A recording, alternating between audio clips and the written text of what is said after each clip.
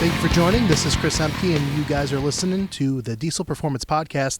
Today we have a special show. We have another UCC competitor for 2025. I guess without further ado, Robby Garcia, man, how are you doing? Man, I'm doing pretty good, guys. Thanks for having me.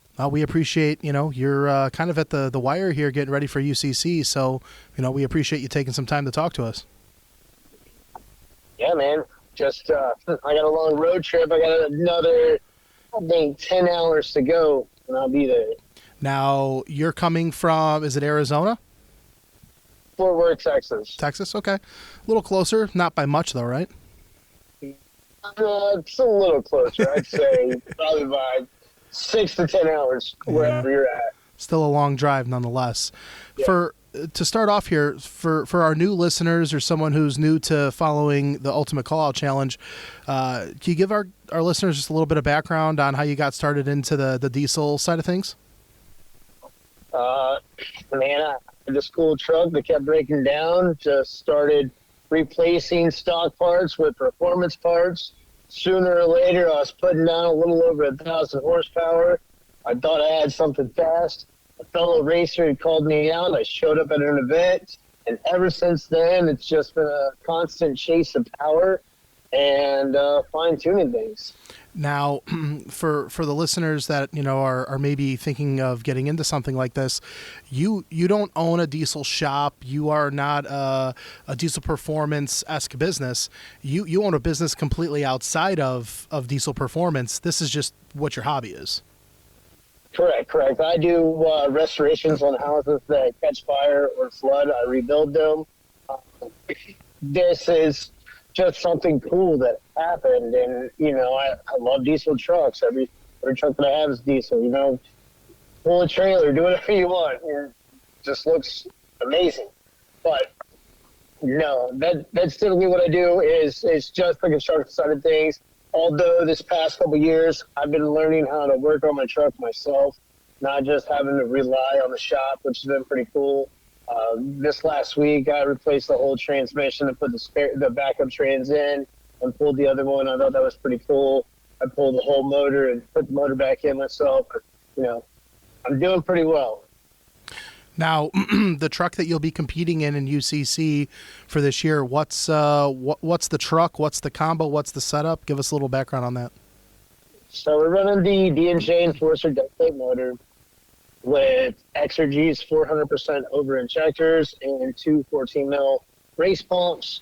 For turbos, we're running an S480 on the manifold with a Garrett G55-106 on the manifold. Fire pump, Comp 3, trans, and,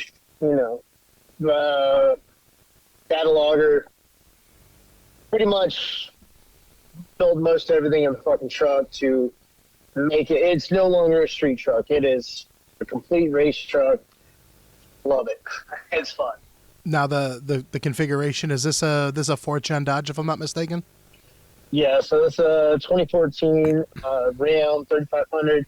It used to be a Laramie Longhorn. Well, it still is. I still have the dash and the door panels. But it probably this year is going to be retired, and we're going to be we got something planned for the years to come. Okay. Well, let's back into that. I think, in prior years, we've seen some competitors with crew cab, long bed dualies, mega cab dualies. If I'm not mistaken, your truck's a crew cab long bed, so it's one of the bigger trucks that are competing in these events.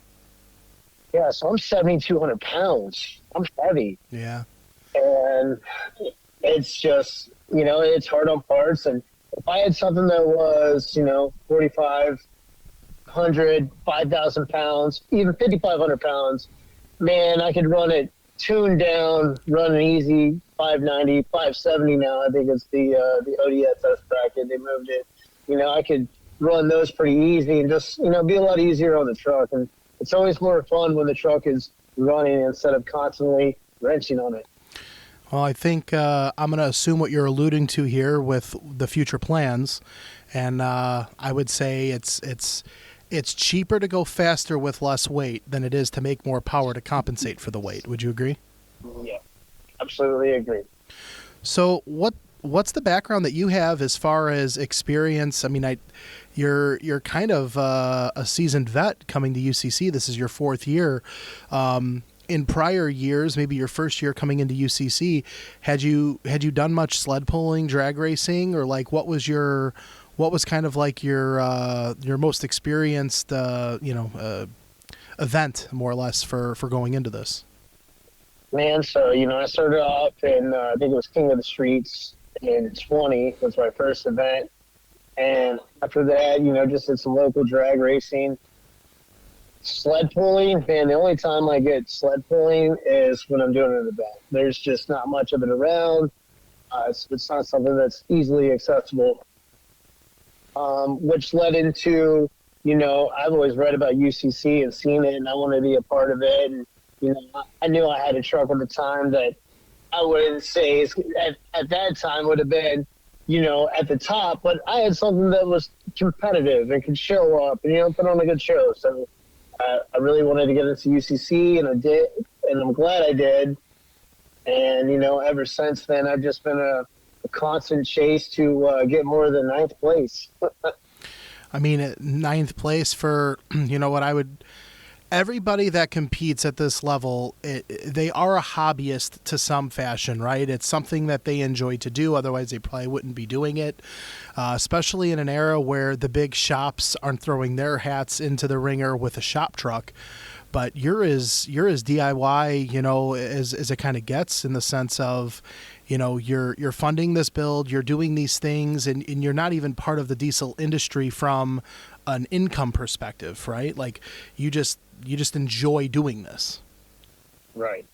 It's definitely expensive, to say the least. This is why I've been enjoying this past year, because the truck's actually been together. It's been running. I've learned how to blow it up, and I've been having fun with it. It's great. I would say things do get expensive when you're talking about having spare Comp 3s lying around. These things they're not cheap by any means. Now, we were talking a little bit before we got on this, and you kind of alluded to something, so I kind of want to back into it. The engine that you have in the truck, you said, is a deck plate motor from D&J, right? Right. And you have an award, you were saying, on some stuff that happened last year at UCC. You want to just kind of fill in our listeners a little bit into what happened there last year at UCC 2024? So last year, I bet every rod inside of my deck plate motor. They said I was one of two people that have ever accomplished that achievement, and we did that. Funny thing is it was dyno day. I did not finish UCC last year. I blew up on the dyno, did not get the sled pull. I did not have a backup motor. I don't carry a backup anymore. But anyway, so it was a bad day for me. We went and we read the logs, and LeBron was going through it. So what happened is I had this emergency kill switch. If you hit it, sometimes the tune will revert back down to tune 1. Which in tune 1 did not have enough fuel for the nitrous jets that I had in there. And then on 2, when I hammered it at 2,800 RPM. The boost was there, but the RPM was too low, and I had no idea at that time. I needed to be looking at both. And it just definitely blew up inside of the motor. We bent every rod. It was catastrophic. It did not lead to a good weekend for me. I was not quite happy. That's a shame too, considering 2022 you finished 15th, then you made some stride in 2023 to 8th place, and then 2024 back down a few spots, but there was a reason for it, right? And everything happened on the dyno. Right. With that, and granted, the catastrophic engine issue, going into 2025, are you going into this with a different mindset? Like, I guess, what do you do mentally to prepare for a different strategy or a different outcome in that particular situation? And I think in prior events, the times that I blew up was just honestly inexperience. I put nitrous in my truck. No one gave me nitrous school. So I just got in and started doing it, and wrong. This year, I feel way more experienced. I've had time to use it and play with it. I'm not just doing stuff for the truck and showing up for the event untested and be like, here we go. Right. It's going to break or it's going to go. And, I've been that kind of mindset every year before this. But, this time I'm trying to get wiser. I'm trying to get smarter. I'm trying to keep the truck, running in its top mint condition as I possibly can and take care of it. Obviously, some things are going to go wrong. But if I can avoid it, definitely do that. That I blew up on the sled pull from using nitrous air on feathering the pedal because I thought my truck was bouncing up and down. I was trying to get that. But, now I know just keep it in the ground. Who cares if the truck bounces? Go all the way through. Right. Full send. And then on the dyno, it was cool. Josh McCormick at KOS last year, he hopped in the truck and, showed me how to use the dyno while I was at the driver seat actually doing it, which is a different feeling than someone just telling you how to do it or watching someone doing it. Because you're going for it. So now you know the things to look out for. And then, the same on the drag, things what to do and not to do. Like, now I know every time that I make a pass, I need to tighten my second gear ring. Every pass, no matter what. Because the moment that it slips, well, it's done. You've got to swap out the drum and the band. Right. Okay. Now, going into 2025, do you have any, like, number one, keep the truck together, right? I get that. Right. I would say that's a good goal to have. But do you have any personal goals? Like, it looks like the fastest drag pass that you've ever had was a 6:26 in 2024 UCC, if I'm not mistaken. Right. Do you have goals? Do you want to beat that? Was that a good enough pass for you personally? I guess, where do you see yourself, or what are you shooting for goal-wise for the drag racing? So drag racing, I want to get in the fives. Last year, the 6:26, I was on Tune 4 fuel only, and the trans went out, and we had to replace the same thing. I think the second gear band had slipped, so we had to replace the trans. We didn't get to come back and run it past with nitrous to get a better number, but I was like, you know what, cool, we'll stick with it. So this year, I'm going to do things differently, and I know what to look out for, how to prevent these things from happening. So I plan on getting down to the fives. Hopefully I want to pull off a 590, maybe even a little better. I've seen other racers like McCormick, his truck was just as heavy. I think he was running like a 5.7, 5.8 in that truck, which is cool. Now he's showing up in like full fiberglass, so we'll see what that guy does.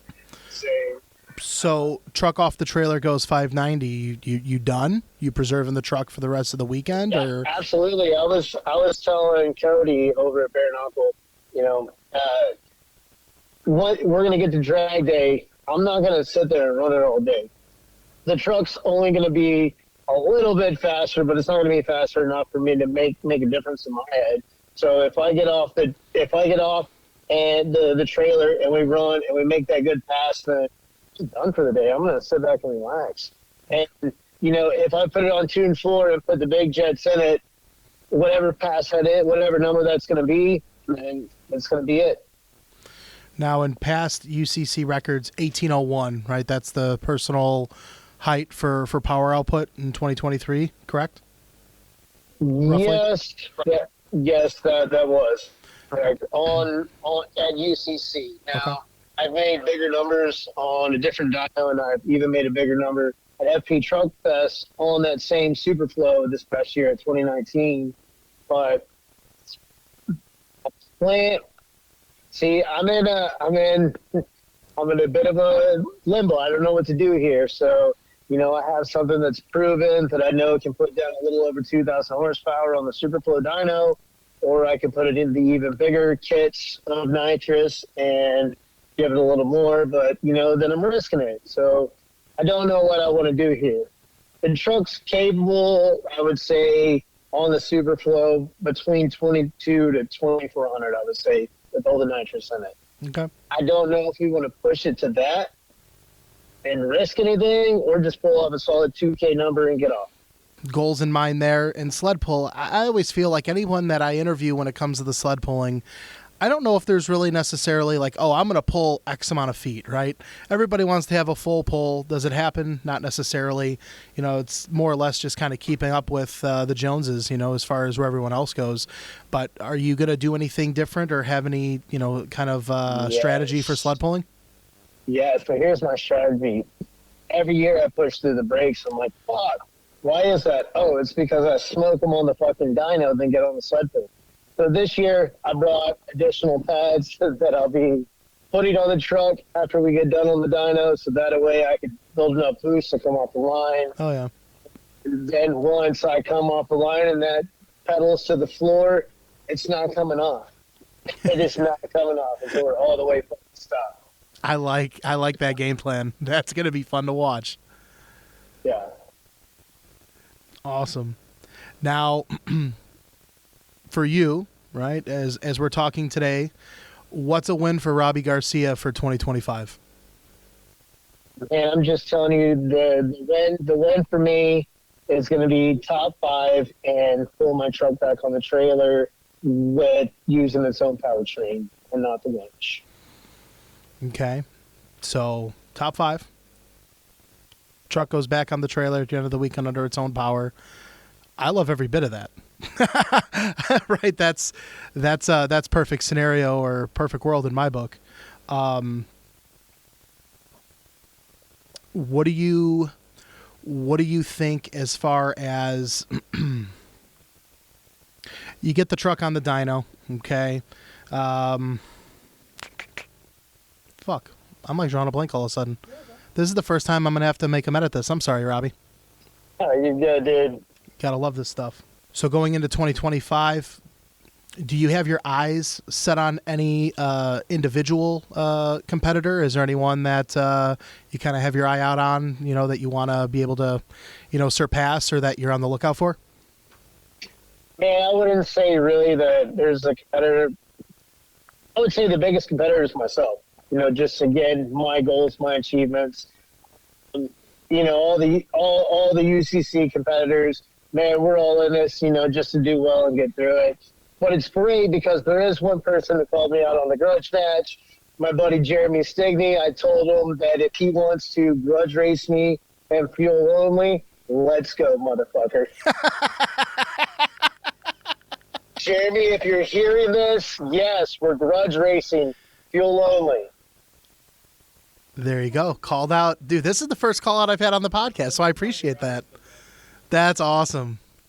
And he'll be at UCC this weekend. Yes. He's competing in ODSS. He's a cool dude. There we go. His truck looks pretty fucking sweet with this new paint job this year, too. So we tag him on this when we release the podcast. That way he can't miss it and say, oh, I didn't hear it. Okay. I'll send it to you on our Instagram. Well, Robby, it was a pleasure. We enjoy having you on. As you're making the drive, right, from Texas to Indy, you said you're going to be there tomorrow? Yes. With that, are there anyone you want to give a special thanks to that's gotten you to this point going into UCC 2025? Man, just big thanks to, you know, the people, the shops that are involved, you know, Cody, the owner of Bare Knuckle, you know, my go-to diesel shop where I do all my stuff.